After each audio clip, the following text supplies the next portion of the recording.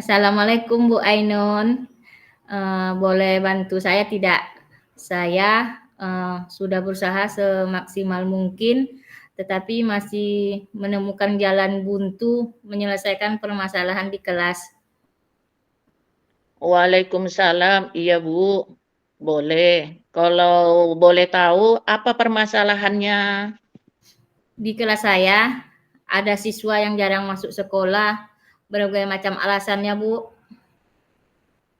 Setelah melakukan restitusi Ibu, boleh tahu apa yang mendasari siswa ini sering jarang masuk sekolah, Bu?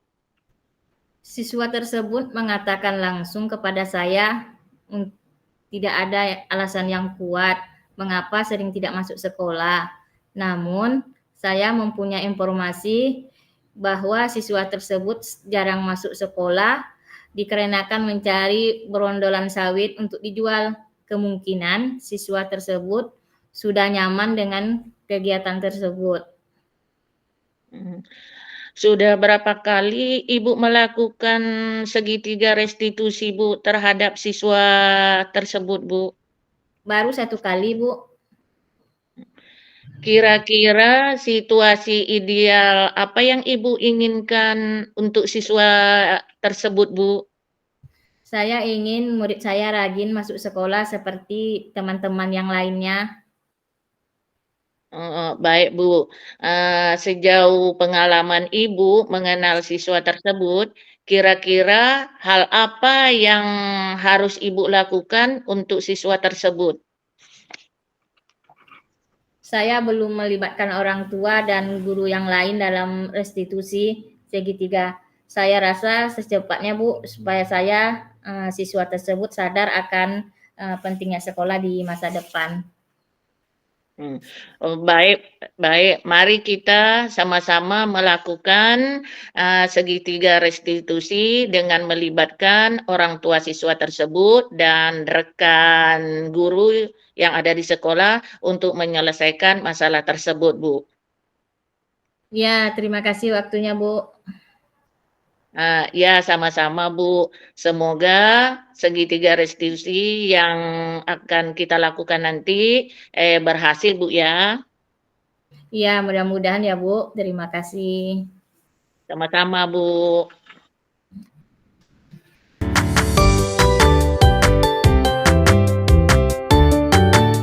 Assalamualaikum, Ibu. Waalaikumsalam. Bagaimana kabarnya, Bu? Alhamdulillah baik, Bu. Begini, Bu, saya nih khawatir tentang anak yang malas menulis, Bu. Apa yang membuat Ibu merasa khawatir tentang anak murid Ibu yang malas menulis? Saya khawatirnya ini, Bu, kalau dia akan kesulitan di sekolah nanti karena tidak bisa mengekspresikan pikirannya dengan baik melalui tulisan, Bu. Itu sangat wajar untuk khawatir. Lalu apa yang sudah Ibu lakukan untuk mengatasi masalah ini? Saya sudah mencoba berbagai cara, seperti memberikan hadiah, dia tuh memintanya menulis, lebih sedikit, tapi tetap saja tidak tertarik gitu, Bu. Oke, mari kita coba lihat lebih dalam. Apa yang menurut Ibu menjadi penyebab utama anak malas menulis? Mungkin karena dia merasa menulis itu membosankan dan terlalu banyak aturan. Menarik. Lalu apa tujuan Ibu setelah menyelesaikan masalah ini? Saya ingin anak saya bisa menikmati menulis dan melihatnya sebagai cara untuk menyenangkan, untuk mengekspresikan dirinya, Bu. Tujuan yang bagus. Sekarang, mari kita buat rencana aksi. Bagaimana kalau kita beberapa aktivitas menulis yang lebih menyenangkan, seperti menulis cerita pendek, membuat komik, atau menulis surat kepada temannya.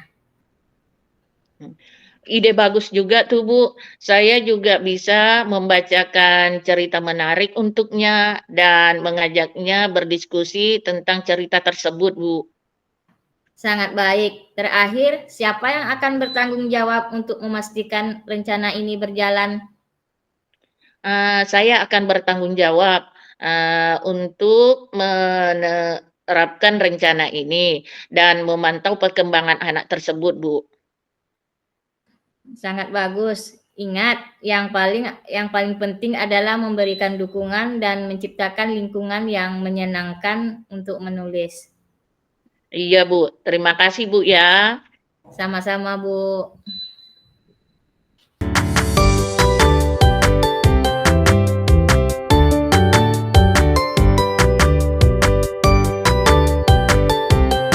Yang sudah berjalan dengan baik selama percakapan adalah adanya kemitraan antara coach dan coach sehingga coaching dapat berjalan lancar sesuai dengan alur tirta.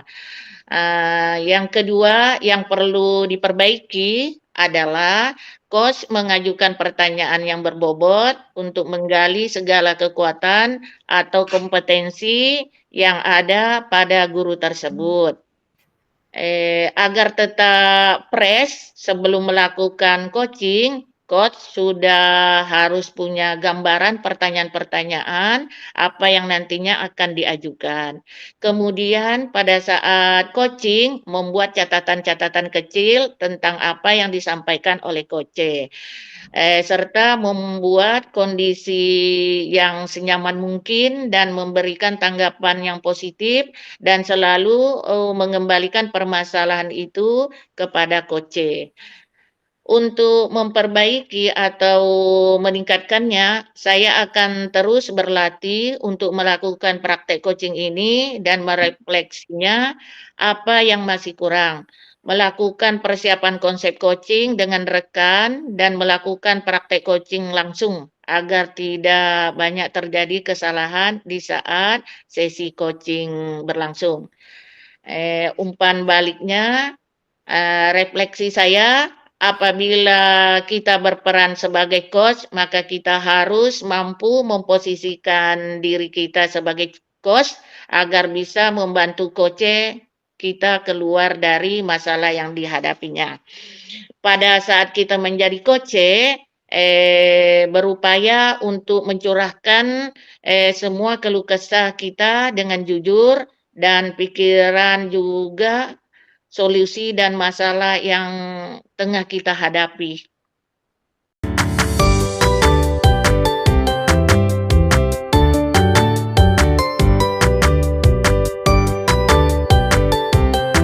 Apa yang sudah berjalan dengan baik selama percakapan?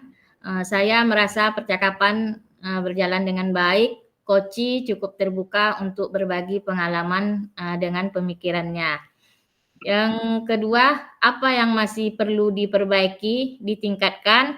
Saya masih perlu meningkatkan kemampuan saya untuk mengajukan pertanyaan yang lebih tajam dan mendorong koci untuk berpikir lebih kritis. Selain itu, saya juga perlu lebih fokus untuk mendengarkan umpan balik dari koci. Yang ketiga, apa yang Bapak Ibu lakukan untuk tetap dalam kondisi present, kehadiran penuh sebelum dan saat melakukan coaching? Sebelum melakukan coaching, saya meluangkan waktu untuk menenangkan pikiran dan fokus pada apa yang saya lakukan. Saya juga memahami tujuan dari coaching dan bagaimana saya dapat membantu coach ke tujuan tersebut. Saat melakukan coaching, saya berusaha untuk fokus pada saat ini dan tidak memikirkan hal-hal yang lain. Saya juga berusaha untuk tidak menghakimi dan bersifat terbuka terhadap apa yang disampaikan oleh coach. Apa yang akan Bapak Ibu lakukan untuk memperbaiki dan meningkatkannya? Dengan membuat jadwal yang terstruktur disertai dengan jurnal capaian tentang kelebihan dan kekurangan saya dalam melaksanakan coaching sekolah.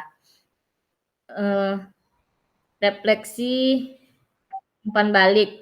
Apa yang Anda rasakan pada saat di coaching? Saya mendapatkan solusi dan pengetahuan baru tentang bagaimana dalam menyelesaikan masalah yang timbul selama coaching berlangsung. Terima kasih.